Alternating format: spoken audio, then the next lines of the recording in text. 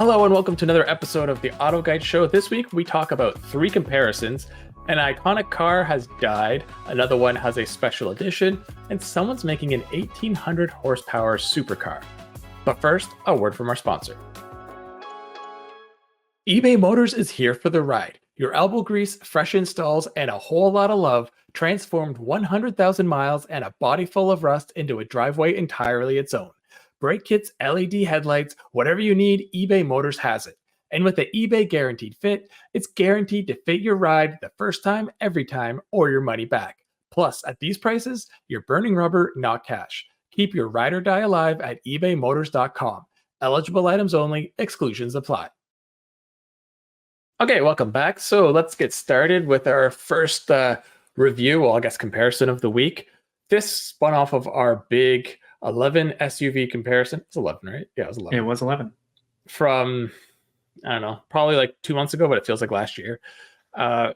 This one we did because as we were testing, we realized these two vehicles are very similar in the sense that they feel larger inside, they care more about rear seat passengers and cargo, and they're a little more sophisticated. I mean, the Seltos won the whole thing, and the Taos was, I think, 4th, but the scoring was so close. So we just tried to do them side to side.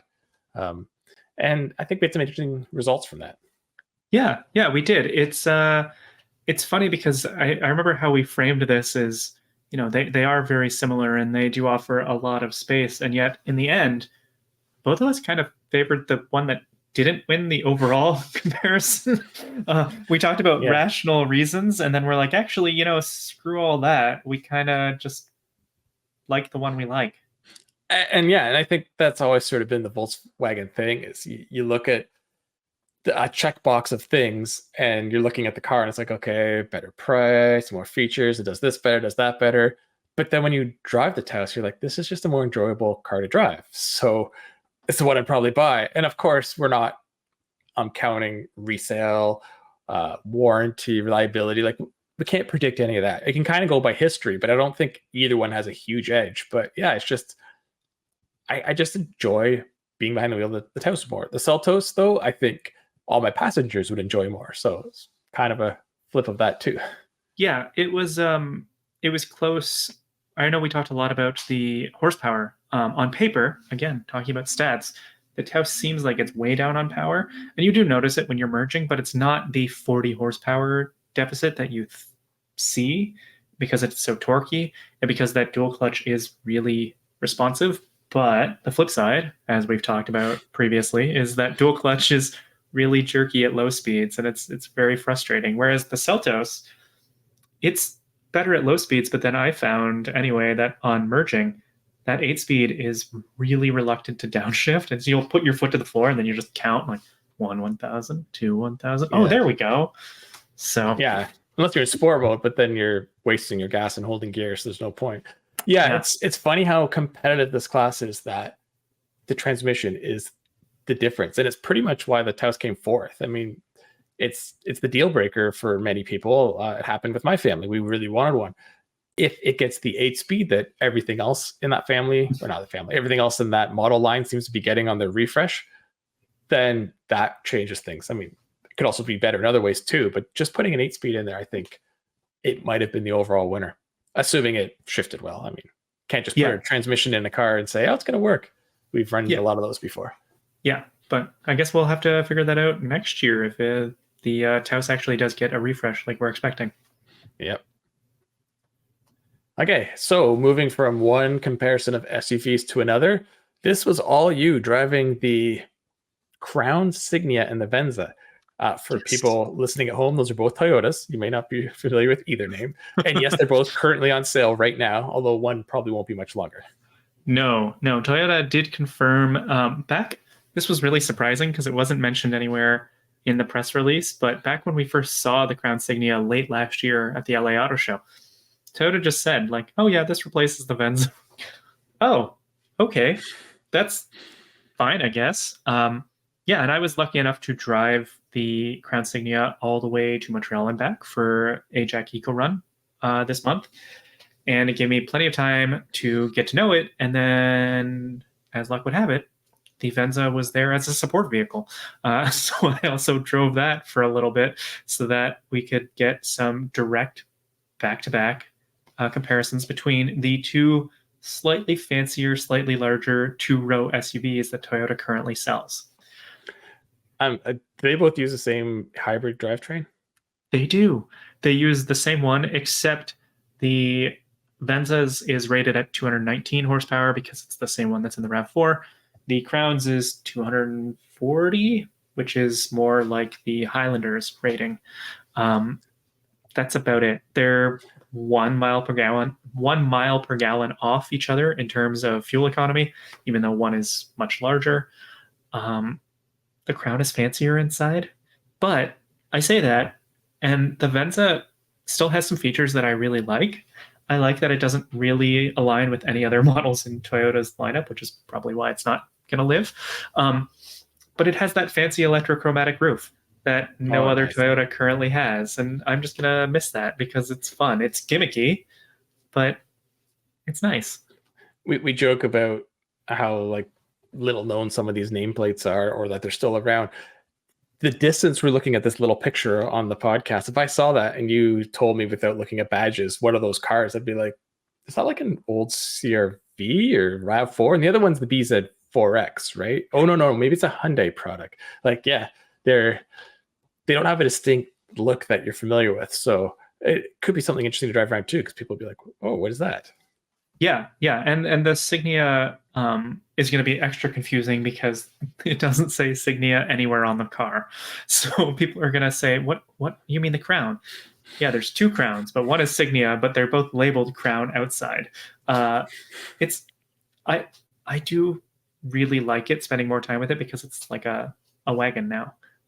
So I mean, the Venza, if you want to discount Lexus NX, then it's a good thing to grab and go get one while they're still available. But the Signia makes more sense in this segment. It's pricier too, though. Venza's second death in the last 10 years. Yeah.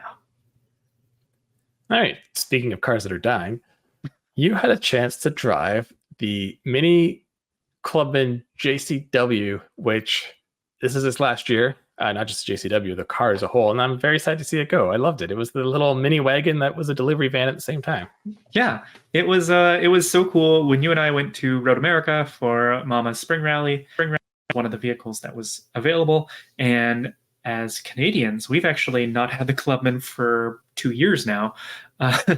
So it's nice that the US held on to it for a little bit longer. It's a little surprising because I thought our neighbors to the south hate wagons and hatchbacks.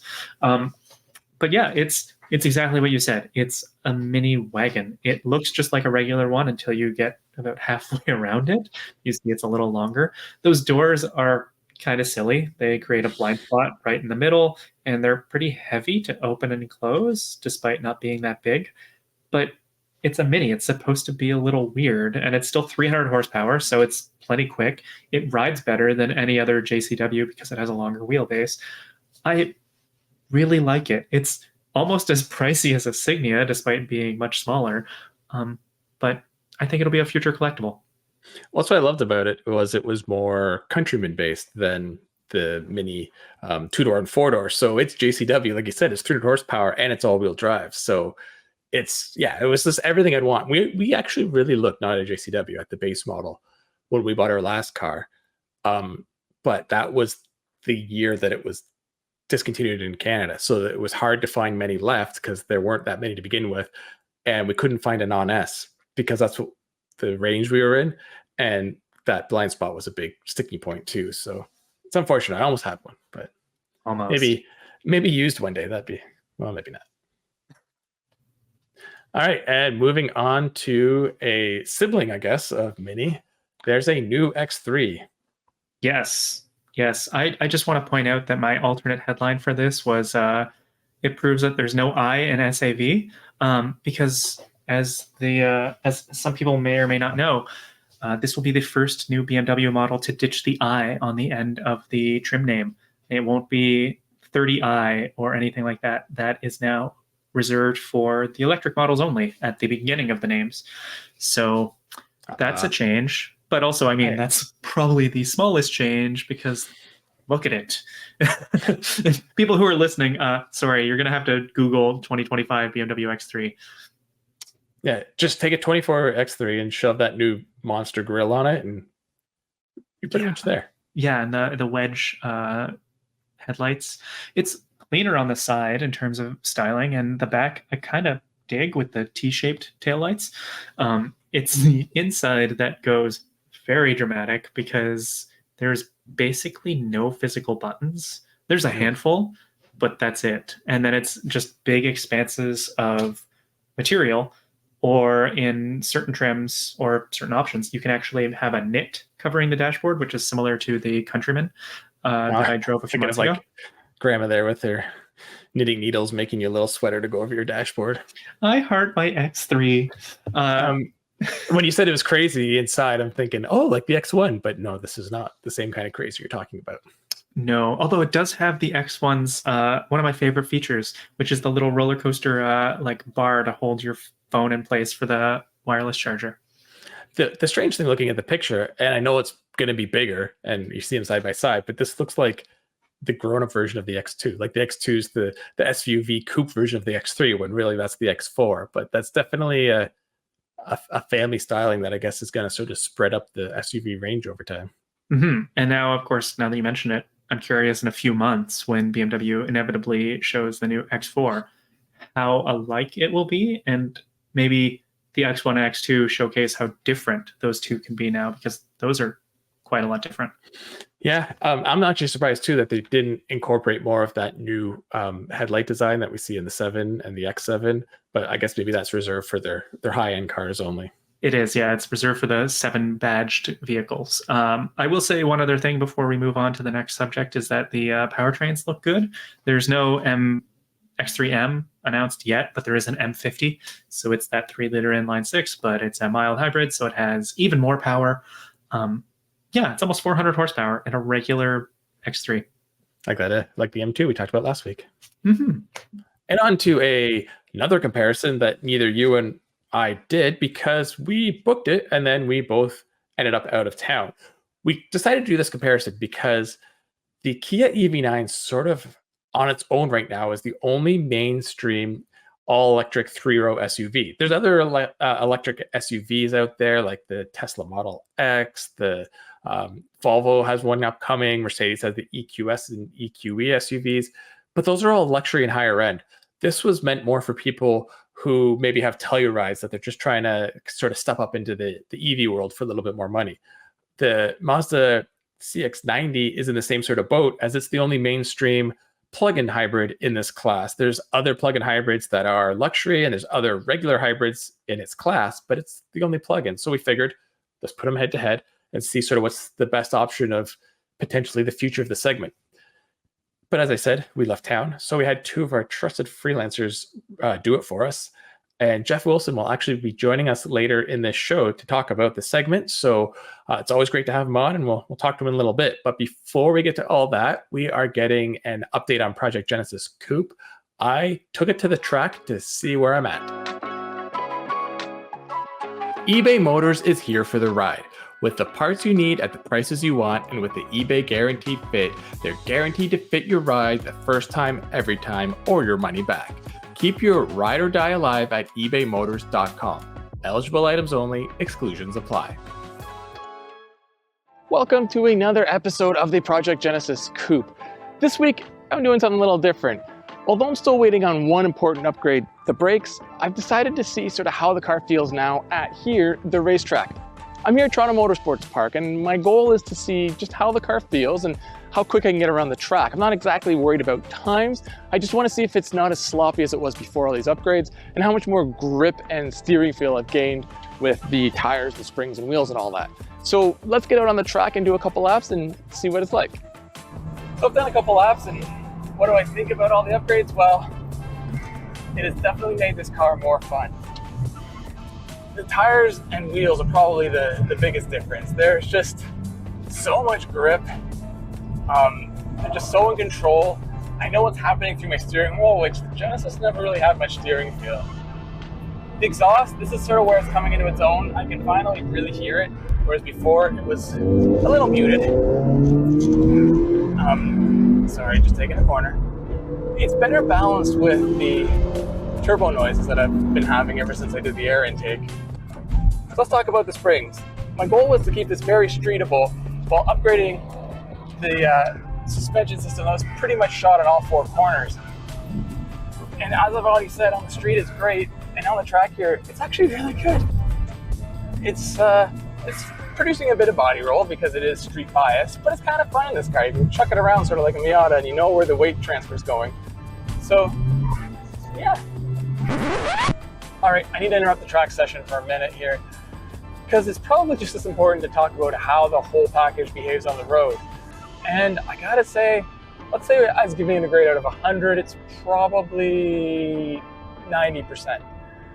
The only thing that really is a bit of a pain at times is the shifter that rattles, since I got rid of the bushings in it. But if I have the music on, I don't even hear it.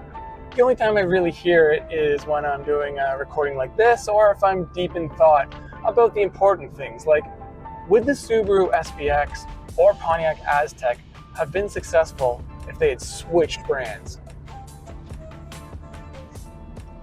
The only other things that are negative, and I don't even think they're negative, is the intake was a bit louder than I was expecting, but I kind of like it, maybe others don't. And the headlights didn't quite LED the way I was expecting, but otherwise, there's been more good surprises than bad, like the exhaust having a better tone and a lower volume than I expected, how comfortable these tires are for, being lower profile and wider, just everything. The springs feel so factory-like. And then when I was on the track earlier, they still provide extra grip. Just a really good all-around combination. I was specific and careful when I was going through eBay Motors as to what parts I wanted, as I wanted something that would work cohesively together, have a more mature style, and not really make the car less livable. And I think I've really done that so far. And now, back to the track. All right, so what about the short shifter? Well, in the city, as I said, the shifts have to be very direct and firm. On the track though, that's what you want. And it's so easy to just grab my gear and go. I don't have to hunt for it or anything. Just grab and go, and then if I need a downshift, see, it's just easy. I mean, the Genesis always would have been fairly fun on the track. I mean, it's a turbo rear-wheel drive coupe. I mean, with a manual transmission, how could it not? But I honestly believe these minor upgrades have made it much more enjoyable and more controllable. The track's drying out, and already I'm getting my grip back because of these big, meaty tires. The one thing that is letting me down right now, and I mentioned it at the start, is my brakes. There's more life left in them than I thought, but you can definitely feel that the tires have more grip left in them than the brakes will allow. I'm not ever locking up the tires, and the brakes are they're starting to go soft as they overheat. So that just means I need to get the brakes done. So when I started this project, there are 3 main things I wanted to do. I wanted the car to look better, I needed to fix some broken parts, and I wanted it to be more fun. We already know it looks better. The broken parts you may not know, but they are fixed. Is it faster? Probably not. It was never really fast to begin with. Is it more fun? Yeah, lighter wheels, wider tires, noisy exhaust, noisy intake. It's a lot of fun on a track. If I was to stop now, I'd be happy. I really like what I've done, and I think it's kind of the complete package. But maybe I'll do some more things. All right, welcome back. So that day was crazy. It was off and on rain all morning, which made filming and driving difficult. I got to test my tires more, I guess. And then it got sweltering hot in the afternoon. But the best news is I drove myself home. Nothing broke. And I didn't think any of the parts I got would break, but I was really worried about everything else in the car. So It's a win. yeah, it's a win. And I'll probably take it back sometime because it was so slow because A, it's old and it's not that fast to begin with, and it was so hot. So brakes, as I said in that video, like 17 times are the weak point. I could not brake hard into corners out of fear that they would finally go to the floor and I'd keep going straight. So lots of time to make up. Mm-hmm. All right, moving on. So we started our week by having some news from Nissan that they are making a heritage edition of the current Z, which is pretty cool because they took basically the design style of the original 1969 and put it on this car for its 55th anniversary, I think. So this is the second time that they've done this with the current Z. They did the Safari Rally version a couple of years ago, which was awesome. And this one looks really good too. There's just one problem. It's a lot of money. More money, and that's the last thing the Z needs, is to be more expensive. The styling is very cool. I know that's probably the one part of the current model that people are critical of, is the big box opening in the front bumper. So this one's splitting it up and making it 2 different sizes, makes it look really good. And then it's got some sill extensions. It's a great looking car, and I think we've agreed since it came out, the Z is a fantastic looking model. It's just, this is halfway to Nismo Z pricing, and it has no additional performance benefits. So it is now priced right up against the Supra, and well, yeah, like it's 60,000 with destination in the US, and yeah, you get that nice bumper and the bigger sills, but you could buy some aftermarket ones that look nice too and put those vinyls on yourself and save some money. I mean, it wouldn't be the official heritage version, and it has like fancy badges too that let everyone know it's that, but forget its own family. At 60,000, you're getting some pretty serious machinery. Like, we're into some track pack Mustang GTs, and like I said, the Supra, and even some luxury performance cars are starting to come into that time. So yeah, it's definitely for the Nissan collector. Like, that's who's going to get it. You're not going to have just some random person off the street say, oh, I want the heritage. Now, as I said in the video that accompanied your story, if they bring out a tribute to the IMSA 300 ZX with that full livery and wide body and spoiler, you might see me trying to start selling some stuff around the house to buy one. Yeah. Speaking of Nissan, the sports car news also isn't great this week. The inevitable happened. The GT-R finally is put to rest. It's been around since, I don't know, I think I might have been in college. It's been around so long. I wasn't, but 2007 is when it launched in most countries. Late 2007. Yeah, so we were approaching, I mean, we're quite there, but we were approaching 20 years, which is insane to think for a car that didn't really have any like, it had minor refreshes, but it was the same car. It's also crazy to think of the 07 to the Nismo now and how much that thing grew over time. Like, everyone in 07 thought it was a crazy performance car, and it just kept getting faster and more expensive. And now, it's funny because, I mean, I definitely remember when it launched and that Nürburgring time, right? That was the big deal, is it demolished the, maybe not GT3, but a regular 911 Carrera S time back then. And that was such huge news. And now I think just about any 911 will beat the time with less power, and because Porsche has progressed and went through 3 generations of 911, and this has just had a little bit more power applied, and tweaks on a regular basis. I don't want to sell Nissan short. There have been regular tweaks to this, but it's shocking it lasted as long as it did. I mean, if you drive one, it feels so old school. Because I remember when it came out, everyone was like, oh, it's so like mechanical and you're not connected to it. It's like driving a video game. Now it feels so old and like raw and analog. But I think, to what you're saying, also that potentially even in bigger factors, tires. Like, the tire technology in the last 20 years is unbelievable, the way it's jumped.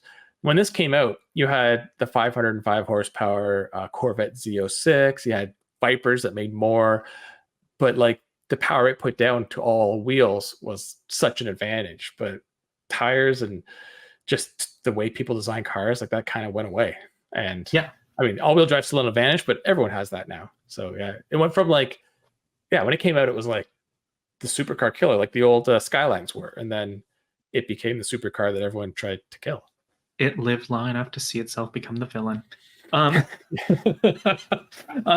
I mean, a great example is when it came out, the M3 was a year or two into its V8 life. So it was 414 horsepower and rear drive. Yeah. And for 25, the M3 is 543 horsepower and all-wheel drive. It's basically become a GT-R. Yeah, and this has gone. What was it when it first came out? 550 or 480, and then now it's Oh, like yeah. 560, and then Nismo is like 600. 600, yeah. So yeah. In other news, Ford announced that there is another Bronco Rodeo school opening just outside of Knoxville, which is kind of cool for a company to make off-roaders and actually encourage people to use them. I mean, obviously Jeep's been doing that forever, but how many times do you hear this and then someone off-roads their car and, oh, no, warranty's void. Nope, sorry. Yeah. This sort of thing is a really nice thing to see. I've driven by one in Utah, but I haven't actually attended one. But any opportunity for people to get to know their vehicles better in a controlled environment with experts is a win in my book. I mean, it's a Bronco, and I'm not Ford, but I assume that a fair amount of buyers buy it for the same reason they buy a Wrangler, because it's a fun, summery vehicle. You can take the roof off and have friends with you. But that's great, and that's a great reason to buy one. But if you are looking to take it off-road, getting that sort of firsthand experience from people who really know it is a great way to extend and better have a ownership experience with your Bronco. Yeah, there's a lot of people who will take one of these stock, very capable, but stock vehicles way too far off-road and get stuck or roll it. So they think the car doesn't work, but it's like you went places it was never intended, or the opposite. They just take it to like a potholed roller and they're like, well, this wasn't that exciting. So yeah, it's kind of cool when someone can really show you. Like we've been to off-road schools. Ford, Kyle and I have never been to the Bronco one, just letting you know. But anyway, I've been to ones where you get in the car and you're like, I'm going to drive up that. And you do it. And you're like, oh, wow. So yeah, going to ones where you're like, I couldn't do that on foot. There's a lot of spotters are like tripping on the rocks. Yeah. And as a side note, I'm impressed that the Bronco Sport owners can even go. So good for them. I like the Prospo. So Bugatti introduced their next car. Of course, it's 16 cylinders, but that's not enough. So 3 electric motors were thrown in the mix too to make a combined 1,800 horsepower. And I think it's pronounced tourbillon. The L's are silent. Okay. Yeah, I figured it was pronounced something very French. Yeah. 2 things. One is they keep introducing these new models, but they look very similar. So I wonder how different they are. But I'm a little disappointed with Bugatti. Like, this needs to be 2,000. Like, you shocked everyone with the Veyron when you're almost 1,000, and then you brought out the Chiron at 1,600, and your people were like, "That's ridiculous." This had to hit the 2,000 mark. Well, I mean, in their defense, this is just the base model. When the Veyron came out, it was a few years before we got the Super Sport, and that was an extra 200 horsepower. So, although this one will be. So go on. Sorry, no, go. I was gonna say technically it was 983 or something too if you converted it to our horsepower. Yes, not the metric horses who are very slightly stronger apparently. This one's gonna be a little bit harder to extract 200 horsepower out of though, because Bugatti has taken the GT3 approach and taken off the turbos for the. Is it a V16 or a W16? I feel like it's a V.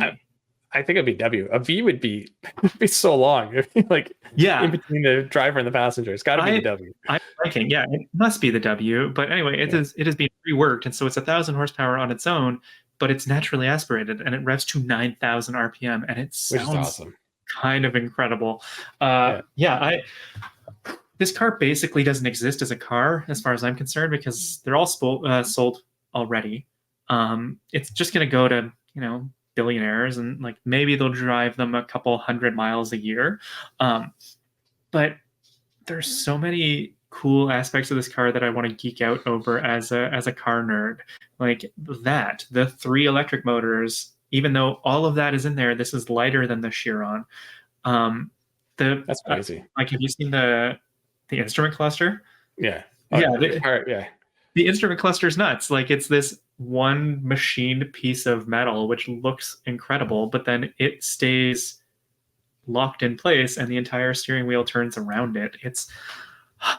There's one screen. There's only one tiny little screen inside. It's surprising to see Bugatti kind of change its tone. from an outsider's perspective anyway, of like, before it was just about a ton of power, and now they're like, yeah, a ton of power, but also we want like a pure driving experience. Yeah, I think it's just the evolution. It's the shock, like you said. Like they shock people with power, and I was like, look what else we can do.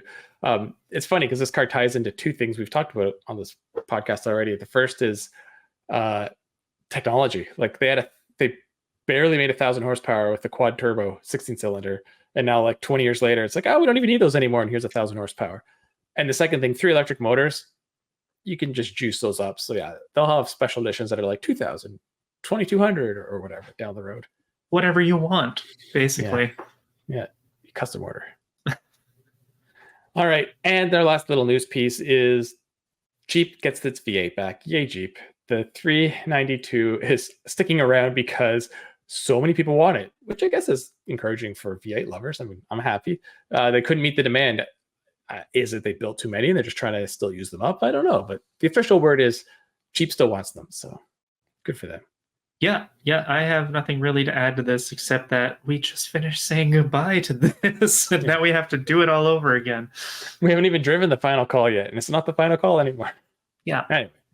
All right, well, that's it for news. We are going to take a break and be back in a couple minutes with Jeff Wilson to talk about that comparison we mentioned earlier. So this is the Auto Guide Show brought to you by eBay Motors, and we'll be back soon. eBay Motors is here for the ride. Okay, everyone, let's take a minute and talk about the one that got away. The vehicle you once owned and for whatever reason had to get rid of, and to this day fully regret ever doing so. For me, it's my Subaru SVX. It was a 1997 model, which was one of the last years it was ever sold here. It was black on the outside and it had the beige leather and suede interior. It was in amazing condition for its age because it was just a one-owner vehicle. The interior was near flawless. The paint was pretty good considering it was about a 20-year-old car when I got it. I just loved everything about it. I loved the quirkiness because I love oddball cars. I love the window within the window, the power button on the gear shifter, the way the dash was laid out and you could hide the radio behind the fake wood panel. The flat six was just so smooth and it was all-wheel drive, and although it wasn't overly quick, it still had enough power. The problem was, within a year of buying that car, I ended up selling it because I got a great deal on another vehicle. And to this day, I regret doing so. Part of the reason I sold it was, although it was in great shape, it wasn't perfect and there were things that needed to be fixed, like the air conditioner, reservoir, some bearings, and other bits. And back then there was no eBay guaranteed fit program, so finding parts for such a rare 20-year-old car was not easy. Luckily, I sold it to someone who not only cared for it, but took the time to fix it up. And every once in a while, I do get to still see it, and I still regret ever getting rid of it. I am constantly online looking for a new SVX because now I have a system that I can find parts for it, but I haven't come across one that's both in the right condition and the right price range. With over 122 million parts, you can make sure your number one ride or die stays running smoothly.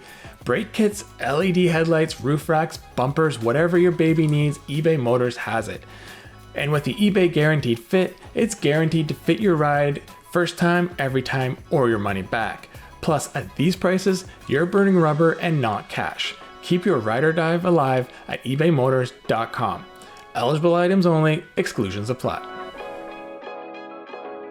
All right, welcome back. As we said earlier in the podcast, we have a special guest to talk about a special comparison that Kyle and I unfortunately didn't get to do. We actually really wanted to, but we had Jeff Wilson step in for us to do the Mazda CX-90 versus the Kia EV9. So EV versus plug-in.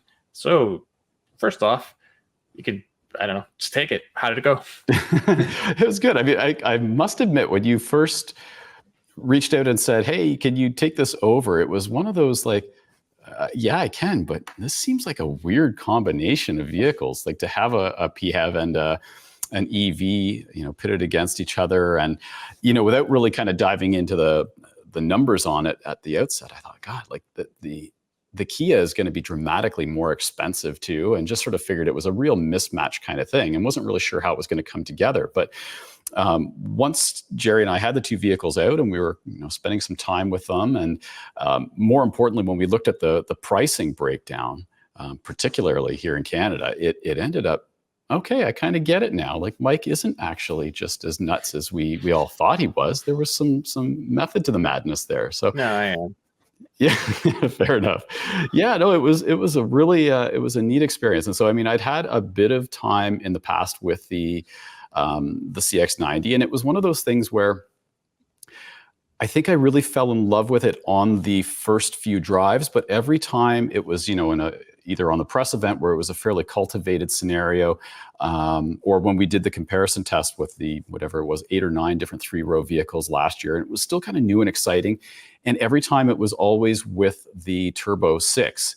And so this was the first time I'd really had any sort of significant seat time with the PHEV version of it. And yeah, it was illuminating. And so then to have it next to the EV9, which up until this point, I also hadn't driven it. And so I was really excited about that, and yet had heard nothing but, almost universally nothing but praise for the vehicle. And it ended up being just as good as everybody kind of says it is, So it very, very quickly became a one-sided comparo. And then looking at the pricing between the two, again, particularly in Canada, where if you spec them out kind of evenly, they're almost priced on top of each other. And so it just becomes an absolute no-brainer if your life and lifestyle and home and whatever else can support an EV. Yeah, so I've got a couple things there. So the price is interesting first because it's priced more aggressively in Canada, the CX-90, but I guess so is the EV9. The reason we picked those two is when we were looking at comparisons at the time, there's no other 3-row mainstream electric vehicle right now. Like there's some, pricier ones like Model X and whatnot, and Volvo's got the EX90 coming, but that again isn't really the same. And then same thing with the CX-90. There's no big plug-in 3-row mainstream SUVs. I mean, again, Volvo has, well, it's not even a 3-row, but so it's interesting that the pricing came the same. I talked about driving it, and then each time you're like, when Kyle drove the PHEV, he didn't really like it either compared to the turbos we drove. And I had a very quick stint the actual exact week you were driving it at the event Kyle and I were at, and same thing. I was like, okay, I mean, it's really efficient, but it doesn't drive as nice. But the one that really stuck out to me was last summer I took the low pressure turbo, so the 280 horsepower on an extended camping trip. And without that extra power, it really highlighted the programming with the transmission that needs to be solved. It was always hunting for gears. Even when I'm just cruising at a straight speed, I get some of that. Yeah, one of the big hangups that I had with the Mazda was that, electrification typically smooths vehicles out, right? You end up with one of the side benefits, aside from their efficiency, is that you get this really nice, smooth, linear power to them. And even with PHEVs, that's usually the case, especially when they're kind of in electrified mode. But because of the way the Mazda is situated, or it situates the motor in the Mazda, it's still pushing power through the transmission. So it still has to hunt for gears, as you'd pointed out there, Mike. And I think that was one of the real draws for me for electrification, is just that smoothness and that kind of the serenity while you're driving. And the Mazda was lacking that. And of course, the Kia had it completely, because it was, obviously an all EV. And it's something that, like, I think we've all driven the Wrangler 4xe at this point, and you expect that level of roughness with its plug-in setup because it's a Wrangler. But yeah, a Mazda with a super fancy interior, that's just doesn't gel. Yeah, that's like the class that, as much as people hate them, a CVT was designed for. It's just nice, smooth driving, because you never have to worry, and that's basically what an EV gives you. I do have one question about the EV9. I've never driven it myself either, but I've heard people take issue with the rear suspension setup. Did you guys notice anything? I mean, look, I'm sure some of our peers out there, they evaluate every car as if it's, meant to be track ready. And I would imagine, under certain high stress scenarios, maybe it's not up to that. But honestly, I think for what most people are going to use this thing for, it rides wonderfully. It handles just fine. we didn't find anything other than the fact that, yeah, you can tell it's a very, very heavy vehicle and it's carrying a lot of mass and they're big wheels and all that sort of stuff. The same sort of affliction that applies to almost every new vehicle or new premium vehicle these days is, yeah, they're stiffer than they need to be. And they're, they have big, heavy wheels and tires, and there's a lot of mass that you're hauling around. But there was nothing that surprised me about it that really seemed it was that bad. And I mean, the seats are so good, and it's so quiet and everything that it just kind of, I don't know. I took the in-laws for a drive around the countryside in it, and they are absolutely not electrification kind of people. And they came away very impressed. So, if I can impress those folks, then I think, they're about as tough an audience as I'm going to get. Yeah. I mean, this isn't overly surprising to hear because the whole Hyundai Kia Genesis group has been nailing the EV formula. So you'd expect they wouldn't really deviate. Back to Mazda for a second. In fairness to them, this is their first shot at that inline six rear drive platform or PHEV rear drive platform. And it's never, I don't ever hear anyone ever complaining about the engine itself or the motor or anything. It's sort of the way the gearing's set up and sort of sound and stuff. And those are things that can be, worked out with programming or different transmissions down the road. So I expect at the refresh, that vehicle will change dramatically because the interior is nice and the exterior is nice. So just, fix up the driving, and I think they'll have something there. Yeah, absolutely. I think that's you're so right, because it does. It looks really good. It looks like it has all the proportions and everything of a proper premium vehicle. And inside, in that particular model, with it all being finished in all black finishes, it wasn't all that special. But we've seen some of the other ones trimmed in the two-tone interiors and stuff, and the various colors that they offer, and the different sort of materials. I think cork might have been one of them and stuff like that. And it's all really, it's swanky, it's nice, and it kind of helps you get a little bit closer to that premium feel that, I think they're striving for. And so you're right. Yeah. If they can program in a little bit more refinement, then I think they're going to have a real winner there. Yeah. In terms of ambition, Mazda has to be really up there because they're really pushing to try and be a premium brand. And it feels like it in that cabin, but like Mike said, hopefully some detail changes improve it around facelift time. I have a question for you, Jeff. Okay. Since you and Jerry are, there's a bigger difference in your heights than between Mike and I when we typically do comparisons. How was the third row? The CX-90, well, I mean, we know what the CX-90 is like. It's not bad. It's pretty good. Certainly, again, if you were comparing it to the other PHEVs that you might, look at, like a Sorento or something like that, it definitely trumps that, or an Outlander.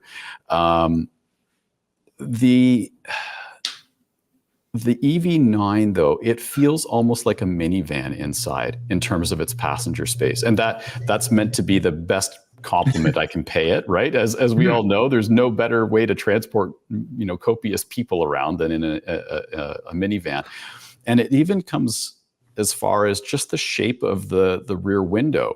And so if you're looking at the profile, kind of the window sort of curves up in the EV9 versus swooping down in the CX-90. And so then the result is that when you're sat in the back of the CX-90, your eye line is sort of looking into D-pillar. I'm making all kinds of noise here with my microphone. Looking into the D-pillar. And if you are in the EV9, you're actually looking out through the window that's arced up there. And I think that, that really helps for the spaciousness. The roof line doesn't slope down quite as much. It's a pretty darn good place to be. So, I mean, as far as third rows go.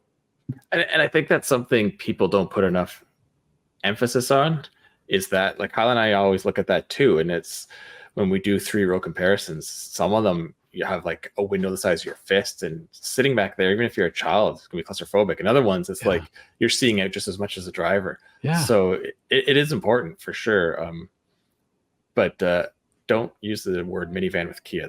They really don't like that. Remember, the Carnival is not a minivan. It's a life utility vehicle. In Canada, and in the US, it's got a different acronym. That's right. Now, I don't know. I swear we're going to have a renaissance for minivans, or at least wagons, sometime in the future. We've got to. People have got to clue into the fact that the crossover is just the the contemporary version of the minivan anyway. And suddenly it'll no longer be cool, and then everybody will have to shift away from that to something else. No, you're fully right. The generation that grows up in a vehicle does everything they can not to be in it. So those who grew up in wagons got minivans. Those in minivans wanted SUVs. And already I think we're seeing a shift from like crossovers. And the way you describe the EV9, that boxy shape is like, it's super in right now. And it's allowing people when they get in, they're like, oh, the third row is actually really spacious. Well, yeah, because it's a box. You got headroom and space. Like the new Santa Fe has a great third row. The Defender 130, I couldn't believe how much space they have in that, and they're all boxes. So maybe we're gonna get the minivan shape just jacked up in the air on a crossover chassis. Yeah, hopefully. And hopefully sliding doors come back. Yeah, exactly. Yeah, anybody that's had kids that you're struggling to make sure you get to the back door before they swing it open into somebody, you go, sliding doors are the answer. Yeah, that's like the number one thing, especially when I take my son in my Genesis, because it's got those giant coupe, giant doors. I'm always like, hold on, I'll come help you out.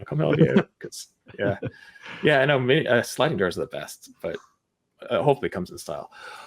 Got any more questions for him, Kyle? Because we're running a bit long. So I don't. I feel like we're veering dangerously close to going further off topic, because we can always have these fun talks with Jeff. Yeah. If we're going to deviate and run long, that Jeff's here, right? Yeah. Well, thank you for coming on. I know we'll have you on again. You'll probably help us guest host in the future, because Kyle and I have a busy summer ahead. So until then, thanks for doing the comparison. Gave us great insight, and I look forward to driving an EV9 even more now. Yeah. Thanks for having me. Thanks, Jeff. Talk to you later. Bye-bye. Welcome back. We have Colin Wood on for another F1 news and rumors. Welcome, Colin. Hey, how you doing? Good. So what do you have for us this week? There's always stuff going on. The most exciting thing, just before we got on here, breaking news that Flavio Briatore is in fact back in Formula One. So I believe he was actually banned in the past. This is related to the whole Crashgate scandal at Renault back in the day. But he's going to be at Alpine, which makes sense. Alpine is Renault, right? The connection there. And his title is going to be Executive Advisor. So I'm not really sure if that means he's normally I would think that means that you're, a high level advisor, right? But it could also mean that he's advising on the executives they should hire, because they certainly have lost a lot of those recently, and they kind of need a new management team. So it'll be interesting to see how it turns out. Yeah, I'm really curious how officially on the F1 team he is, because you're right, he was banned for life for, I think it was Piquet to crash. Yes. And F1 doesn't seem to let people in once they ban them. Ask Andretti. So, I was looking this up. I think eventually that was overturned. Years later, he basically got an overturn, which I don't know if they just sort of changed their tunes, or maybe he was putting a big lawsuit. But so it's interesting to see. One of the involvements, the little quick press release, it does not say much, but it does say that he'll be involved in scouting, which is actually, he basically, in a sense, scouted Schumacher for Benetton, because that's where he was before. Schumacher had a race, I think it was for Jordan, and he killed it. And then, so they grabbed him right away. I mean, I don't know if that really counts as scouting, right? If I saw Tom Brady throwing some footballs and then said, oh, we should hire that guy, I don't know that you could say I was a scout per se.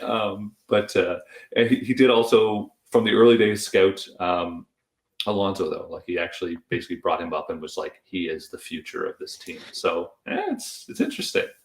Yeah. So I mean, even that, it's are you officially on the team? Or it's when a manager gets kicked out of a baseball game and they can't manage anymore, yet they're in the clubhouse sending signals through the phone or the iPad, still managing. So he'll maybe be hiding in the back of the tent.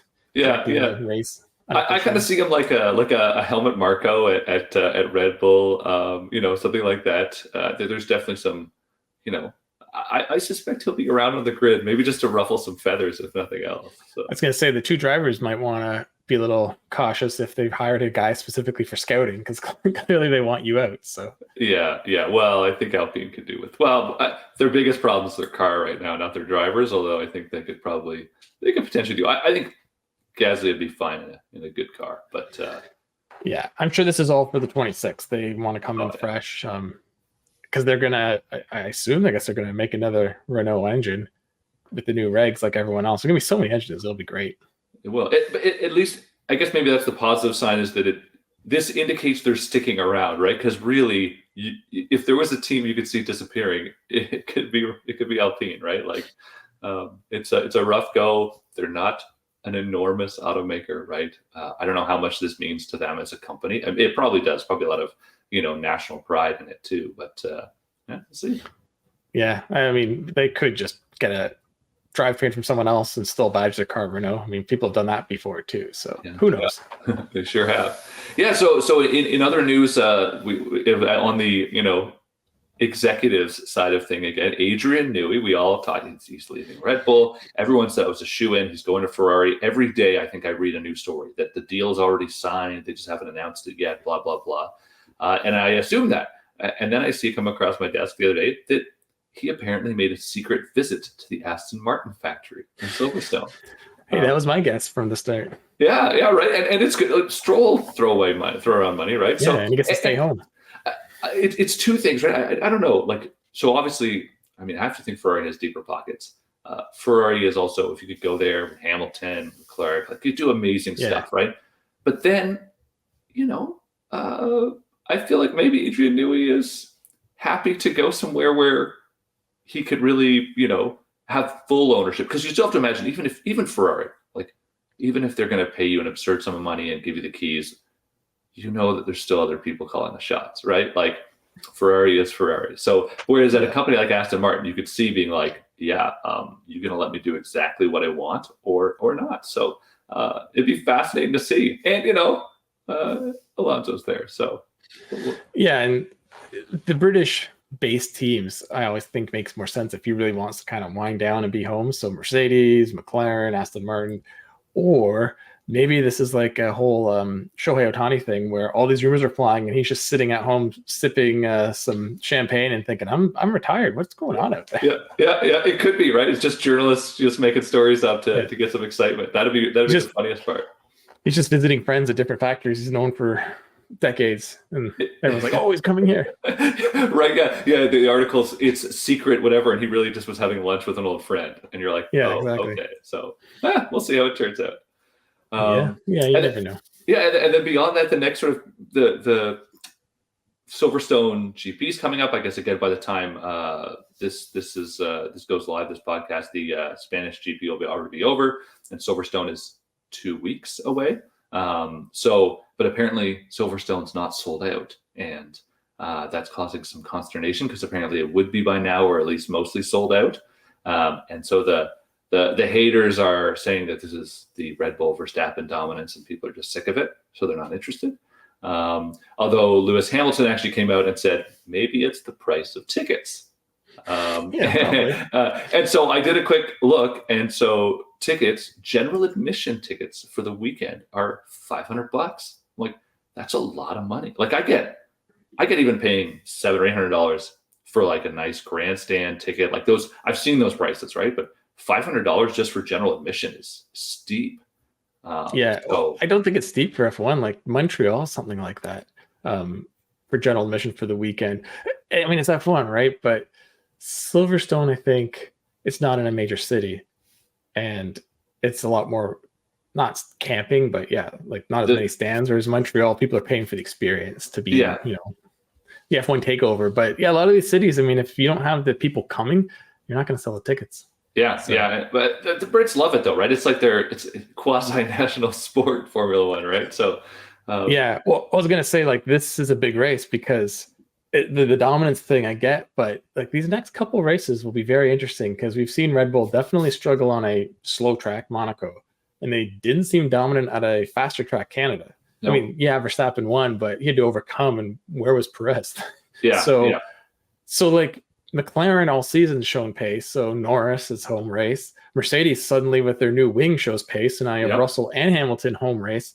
So it could be very interesting for the home guys to have a shot here. So it could. I'm stoked for like now we got a triple header now, right? 3 races in a row. I was just checking the schedule before this because I thought then we did the summer break, but it's actually 3 races in a row, week off, then double header, then the month-long summer break. So we have basically 5 of the next 6 weeks are Formula One, which is which would be awesome. The best thing that could happen for Silverstone's tickets is someone besides Verstappen win this week, which by this time people will know if that happened. And if it's one of the British guys, then all of a sudden they'll be like, oh, well, maybe we can see this guy win. Yeah. Well, Lando Norris was fastest although that's the Spanish GP. I'm just thinking of what's going on right now. So maybe that's going to start driving up the excitement. Everyone will start. Exactly. Norris or Hamilton wins on Sunday, which would have been yesterday, but for us, it's 2 days away. I think that'll drive tickets. If Verstappen wins by 30 seconds, then that's going to do quite the opposite. It will. If Hamilton wins, people's minds will explode. It'll be like, I don't know if it's going to happen again, but it'll certainly be a momentous occasion, especially if it was at the British Grand Prix. Yeah. Oh, yeah. All right. Awesome. You got anything else? No, I think that's most of it. I got a couple other little things, but I'll keep them in the back pocket for now. You never know when I need a surprise Formula One story for you guys. So I'll have more in the future. All right, sounds good. Then when we talk next week, the Spanish Grand Prix will have passed, and we'll be getting ready for the British. So it should be interesting. Yeah, awesome. Have a great week. Yeah, thanks for joining us. We'll talk to you later. Thanks. Okay, so we're nearly done another week here on the AutoGuide show, brought to you by eBay Motors. Let's talk about what's next. So this week, I have been driving what I called last year one of, if not the most underrated cars, the Acura TLX Type S. And this year they've made some changes. And I'm not going to spoil or give it away, but let's just say some things I didn't know were changed or I don't remember and are awesome. Some things I really want to change are still there. And the new styling's nice. I'll just leave it at that. Okay. All right. For me, I have spent the week in the Range Rover Velar. I don't think I technically call it a Land Rover Range Rover Velar anymore because of the split in all the brands. I have never driven a Velar before, so I was very curious to try it. I will save all my thoughts until our inevitable full review. But it does seem to live up to the Range Rover name as a smaller option. It's a little confusing, the current Range Rover structure. But yeah, it's pretty much as you'd expect, just slightly smaller. Yeah, that's the one I've never driven too. I mean, the Evoque's obviously the really small one, but it's funny because the Velar is the smaller one, but I don't know if it's the name or just the proportions. When you see it, you think it's big. And then you see it beside like a regular Range Rover or even a Range Rover Sport, and you're like, oh no, it is smaller. So, but I think that's just a Range Rover thing. When I had the SV, I said that in my video and in my written, it's not that big, but it just looks huge. But then when you put it against actually huge vehicles like a Suburban or something, you're like, oh yeah, it's not that big. But yeah, I think that's a really fascinating thing with Range Rover is they're really good with playing with proportions. And this is long and low, so it looks enormous when it's actually a pretty great size for the city. Totally off topic, but I have a Gladiator review going live next week, and I forgot that it's not several, but it's quite a few inches shorter than a Tacoma. But when you look at it, you think it's like crazy long, and it's just because of the proportions it has. But it's like 218, and I think at Tacoma is like 222 inches or something. Like, yeah, it's crazy. You have just blown my mind because I would have argued forever that no, the Gladiator has to be the longer vehicle. So okay. I think it's the flares in the narrow box just makes it look long when it really isn't. But anyway, we're getting off topic. So next week, I will have a Raptor of some kind. As I think it'll be the Ranger after all. Just been kind of going back and forth. And in the middle of the week, I'm driving some other car. But it's a Lamborghini. Yeah, the Huracan Strato. Is that how you pronounce it? Yes. I can never pronounce those names. So I'm obviously looking forward to that. I have some fun things planned. Oh, my dad's not listening to this because I'm going to surprise him for lunch with it. So this will go live a day before, so I think it'll be safe. But yeah. And you can't tell him not to listen to it because then he definitely will. Yeah. And well, we'll see. But yeah, it should be a fun week. What are you doing next week, Kyle? Next week, I'm actually gonna disappear with Jeff Wilson. Him and I are going to go. Oh, I don't know how much I can really share on the podcast. We're going on an adventure. That's all I'll say. We're taking 2 Toyotas. We're gonna go up high. That's all I can really share. I basically hope to provide a whole lot on our social media to document the adventure because it will be most of the week. So that's all I can really say about that. Hashtag Jeff and Kyle's excellent Toyota adventure. That's a long hashtag. Coming soon to theaters near you. And then when you get home, you're just going to drive something slow and boring, right? Absolutely, yeah. And by slow and boring, of course, we mean fun and very Italian. I will be picking up a Alfa Romeo Stelvio Quadrifoglio because it has been facelifted recently. And in sad news, because this seems to be a theme throughout this podcast, we're celebrating the final year of the Quadrifoglio in North America because that engine will not make it through emissions standards. It's sad because I've driven it a few years ago and it's such a fantastic engine. But this is a Stellantis model, so who knows? Maybe we'll get another model next year, even though it's supposed to be saying goodbye. Quadrifoglio with the Hurricane turbo inline 6. I mean, it'd make even more power. So just saying. Yeah. But the Italians would not be happy, but but everyone else would be. Exactly. All right, well, let's wrap it up. So this has been another week, and hopefully we'll see you back next week where we'll have some more fun stories. So until then, have a good week. So long. eBay Motors is here for the ride. Your elbow grease, fresh installs, and a whole lot of love transformed 100,000 miles and a body full of rust into a driveway entirely its own. Brake kits, LED headlights, whatever you need, eBay Motors has it. And with the eBay Guaranteed Fit, it's guaranteed to fit your ride the first time, every time, or your money back. Plus, at these prices, you're burning rubber, not cash. Keep your ride or die alive at ebaymotors.com. Eligible items only, exclusions apply.